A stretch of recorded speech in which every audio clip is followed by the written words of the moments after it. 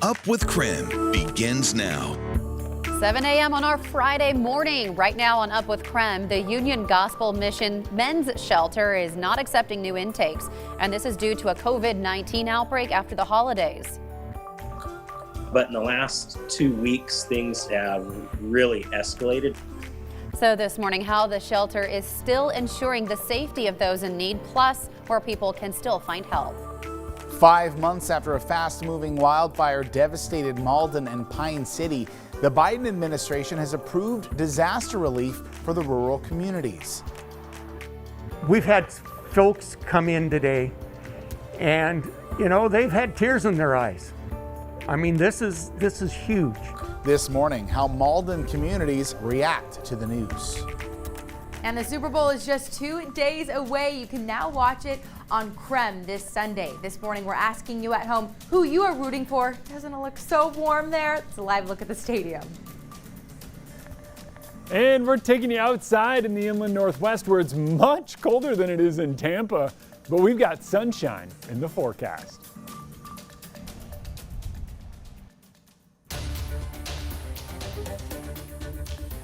The Senate being equally divided, the Vice President votes in the affirmative, and the concurrent resolution as amended is adopted. Well, tracking breaking news this morning, the Senate passed a $1.9 trillion budget resolution. Vice President Kamala Harris cast the tie-breaking vote 51-50. So now Democrats will move forward with the process to pass a coronavirus relief bill without Republican votes. Now, once the House passes that same measure, they can move forward with a rescue package, including a new round of stimulus checks, supplemental jobless benefits, and more funding for testing. Again, that is new coming out this morning, and of course, it's something we'll continue to track as we head into the weekend. Welcome to Up with KREM. Great to have you with us. I'm Jen York alongside Joshua Robinson. Today, you might notice we're all wearing red. It's National Wear Red Day.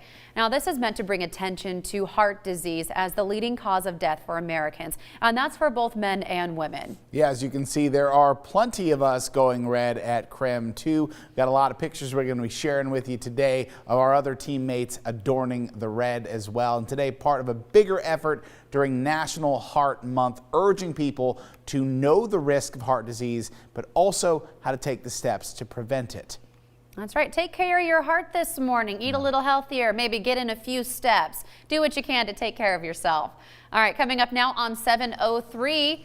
We know someone who's getting his steps in this morning. He's been back and forth to the Outdoor Weather Center. Let's check in now with Jeremy Legoo. Hi, Jeremy. Oh, hello. And a great way to burn calories is actually to get cold. And I'm doing a great job of that out here this morning. Now, we do have a bit of an update for you out in the sky. It's starting to clear. I can actually see clear skies overhead and the moon as well. All of our clouds are starting to move out from north to south. And we're picking that up at the official station as well. We're about 15 minutes away from sunrise, and as that sun comes up, temperatures will start to bump up. So we're going from the mid-30s to the mid-40s later on today, but starting out a little cool just about everywhere. Snow working its way out, and rather quickly at that, starting to move out, and that means more sunshine. So for all of you trying to get some of that fresh pow at some of those resorts, it's going to be a bluebird pow day. How often does that happen in the inland Northwest? As someone who's chasing those, not all that often. I'm going to try to get out maybe a little later on today. Hey, do we have anyone who can fill in for me at noon? Because Lookout Pass is looking fantastic. Sunshine, beautiful conditions following almost a foot of snow. Oh man, that means if you're driving up and over those mountain passes, be ready for almost a foot of snow today. And tomorrow, it's another round of snow for just about everyone. Here in Spokane, I think we get in on a little snow rain mix. Not much, but a little bit of it, and then eventually that works its way back out. Those models tend to be overzealous on some of our moisture sometimes, and I think tomorrow could be one of those cases very similar to what we saw this morning. But later today, temps in the mid-40s with plenty of sunshine. Yeah, Jeremy, we just had a viewer, Michael, text in this morning, say they got about 7 inches of fresh snow, and they're up near the Canadian border. Yeah, love it. Love it. All right, Jeremy, thank you. And thank you to Michael for letting us know the forecast where he lives as well. All right, coming up now on 7:05. Well, this morning, the Union Gospel Mission's men's shelter in Spokane is turning away all new guests. This is after a COVID-19 outbreak still lingering from the holidays. Nicole Hernandez is joining us live this morning to tell us where people can still find help. Hi, Nicole. Yeah, good morning, Jen. So the doors to the Union Gospel Mission Men's Shelter are closed this morning. They are not taking any new people into their shelter because of that coronavirus outbreak. Now, as of Thursday, they said that they had 30 active cases going, and that is on top of the total of 70 total cases the shelter has had since Christmas. According to the press release, 5 shelter staff are out because of COVID, even the shelter manager and director of ministries. They've been trying to keep the outbreak under control, letting less people inside, making sure people wear masks and cleaning more, but they decided closing is the right move for now. Obviously, when we make decisions like this, it's in consultation with the city and other shelter providers to make sure that there's going to be enough bed space to accommodate the clients that aren't going to be checking into the UGM shelter.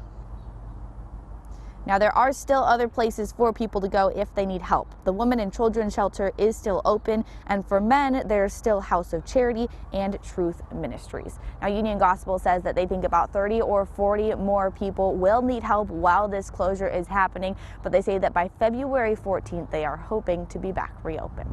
Live in Spokane, I'm Nicole Hernandez. It is 7:06 this morning as we take a live look at Raymond James Stadium this morning, as we're just 2 days away from the Super Bowl. You can watch that on KREM 2 at 3:30 p.m. on Sunday. But today we're talking about some of the great performances from the big game, some Super Bowl firsts, and most importantly, who you at home are rooting for. Let's check in with Dana Marie. Good morning, Joshua. That's right. We found this map right behind me. It shows what regions are rooting for who, and it's based off of geotagged Twitter data in the last week. So we're tracking official fan hashtags like Run It Back, Chiefs Kingdom, Go Bucks, Raise the Flag. Over 200,000 tweets were tracked, and they found that Washington, as you can see right here, we're rooting for the Chiefs. Idaho, though, they're rooting for the Buccaneers. So we got a little bit of rivalry. Maybe it's, Tom Brady, but who knows? We're going to look at a live poll this morning because we're actually asking you who you're rooting for. You can vote now in our live Twitter poll. Most of you this morning have said you're rooting for the Chiefs. I would say, 69% of you this morning. Only 31 saying the Buccaneers. I'm all for the Buccaneers. I'm excited for them. I don't know, the underdogs. Here we go. Joshua? I'm pulling for the Chiefs. Sorry. We'll see, Dana Marie. We'll check in on Monday, see who was right. Who knows? All right, coming up on 7:08 this morning. Time now for your morning rush. More news in less time. Well, this morning we're expecting to learn more about a shooting in Spokane Valley. The Spokane County Sheriff's Office deputies say it happened last night at Sullivan Park. They say it stemmed from a fight between 5 people. They say the shooting sent at least 1 person to the hospital with possible life-threatening injuries. 3 people initially ran from the scene, but authorities say they were later detained. Right now, it's unclear if any charges are filed. The Washington Education Association says the state should prioritize teachers when it comes to COVID-19 vaccines. The president of the teachers union says if it's a priority to safely reopen schools, then the government should prioritize vaccine access for educators. Now, this does go against guidance from the CDC that announced this week schools can open safely without teachers being vaccinated. Well, this morning, federal aid is on the way to areas devastated by last summer's wildfires. Yesterday, President Biden approved Washington's disaster declaration, and that money will be spread across 9 counties and 2 tribes in eastern Washington. And that includes the areas of Pine City and Malden. 5 months ago, a wildfire there destroyed 85% of the buildings and homes. We've had folks come in today and they've had tears in their eyes. I mean, this is huge. It is the beginning, and we want folks to keep writing their senators and representatives and Governor Inslee and telling them thank you. Well, Governor Jay Inslee says the funds will help rebuild infrastructure, and that includes things like power lines, roadways, and water and sewage systems. Funding for individual assistance, though, is still under review. And that's your morning rush. More news in less time. Let us know what's happening in your neighborhood by using the hashtag #UpWithKREM on social media. Well, as we approach 7:10 this morning, Lime scooters are coming back this year in even more places than what we saw last year. Coming up, how Lime was able to push through slow business during the pandemic. And coming up in our next half hour, we're talking all of the firsts for this year's Super Bowl. But first, after the break, we're talking about this guy right here from the University of Idaho. You might recognize his face. He played in the very first Super Bowl back in 1967.